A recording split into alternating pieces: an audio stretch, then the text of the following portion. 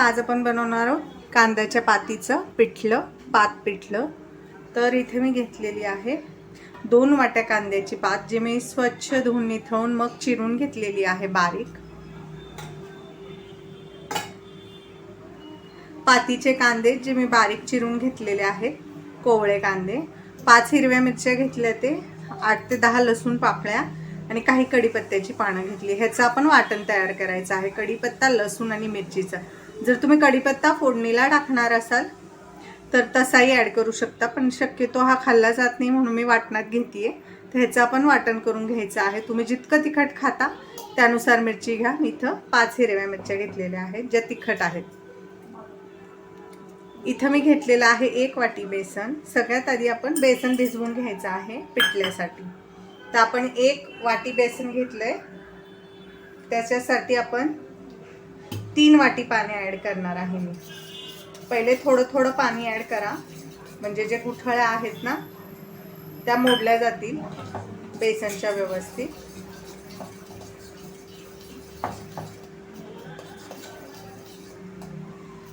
कारण आहे ना, बेसन शिजतं ना तर घट्ट होत जातं, त्यामुळे मी इथे एका वाटीसाठी 3 वाट्या पाणी घेतले आहे 1 वाटी बेसनसाठी। तुम्हाला जास्त आवडत असेल, थोडंसं पातळ पिठलं करायचं असेल तर तुम्ही जास्त देखील पाणी ॲड करू शकता। हे पहा, आता ही दुसरी वाटी आणि ही आहे तिसरी वाटी। तर इथं मी संपूर्ण 3 वाट्या जे आहे ना पाणी टाकून घेतलेलं आहे बेसनमध्ये। काय होतं, बेसन भिजतं आणि ह्या ज्या गुठळ्या आहेत ना ह्या आपण थोड्या वेळाने आपोआप मोडले जाईल, तोपर्यंत आपण बाकीची तयारी करायची आहे। आता आपण हे साईडला ठेवून द्यायचं आहे मिश्रण। हे पहा, इथं मी मिक्सरचं भांडं घेतलेलं आहे। तर सगळ्यात आधी मिरची टाकायची आहे, तुम्ही जितकं तिखट खाता त्यानुसार टाका। कढीपत्त्याची पानं आणि हे आहे लसणाच्या पाकळ्या। आणि आपण ह्याच्यात जर गरज लागली तर थोडंसं पाणी ॲड करून ह्याची छान अशी पेस्ट करून घ्यायची आहे। हे पहा, आता आपण बेसन मोजलेल्या वाटीतच ही पेस्ट काढून घ्यायची आहे। आपली हिरवी मिरची, कढीपत्ता आणि लसणाची। तुम्हाला आवडत असेल तर तुम्ही ह्याच्यामध्ये कोथिंबीर पण ॲड करू शकता। हे पहा, आता पिठल्यासाठी इथे मी कढई घेतलेली आहे। कढईमध्ये मी 3 चमचे तेल ॲड केले। 1 चमचा आपण ह्याच्यात जिरे टाकायचे आहे। तर जिरे आपण छान अशी तडतडू द्यायची आहे। हे पहा, आपलं जिरं छान असं फुललंय तेलामध्ये। तर आपण 2-3 चिमूट ना ह्याच्यात हिंग टाकायचं आहे। हिंग टाकला की आपण आता ह्याच्यात ॲड करणार आहे जो आपण पातीचा बारीक चिरलेला जो कांदा आहे ना तो ह्याच्यामध्ये आता आपण ॲड करायचा आहे। छान असा परतून घ्यायचा आहे। पातीचा कांदा खूप छान लागतो। कांदा छान फ्राय करून घ्या 1-2 मिनिटं। थोडासा मऊ झाला पाहिजे।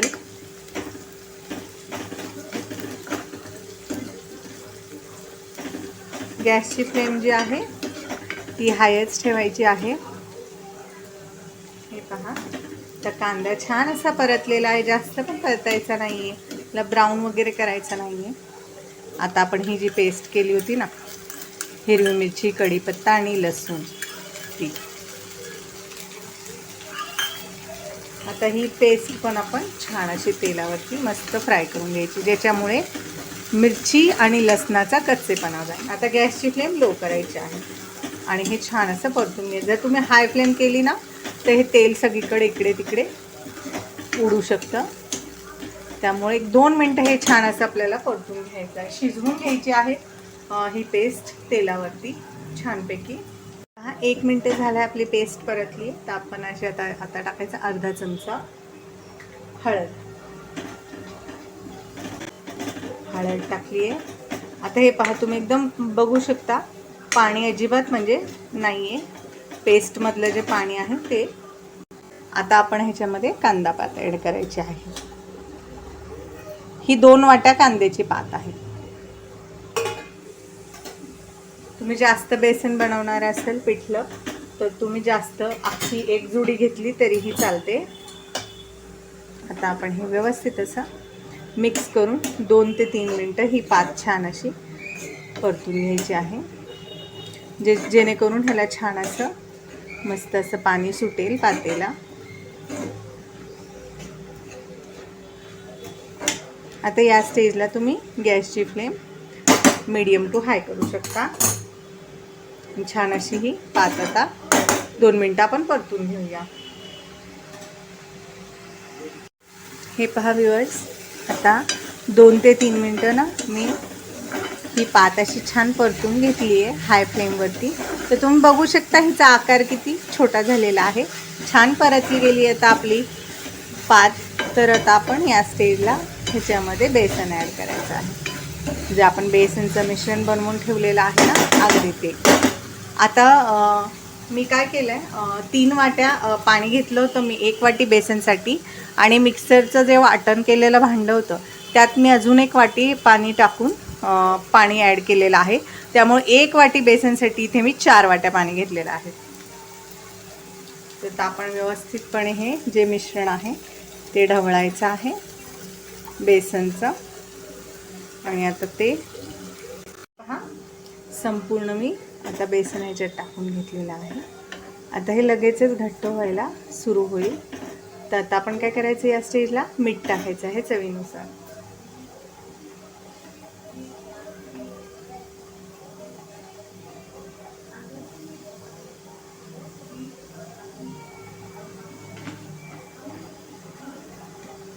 आता मीठ ॲड केल्यानंतर व्यवस्थित असं मिक्स करून घ्यायचं आहे बेसन आणि पात.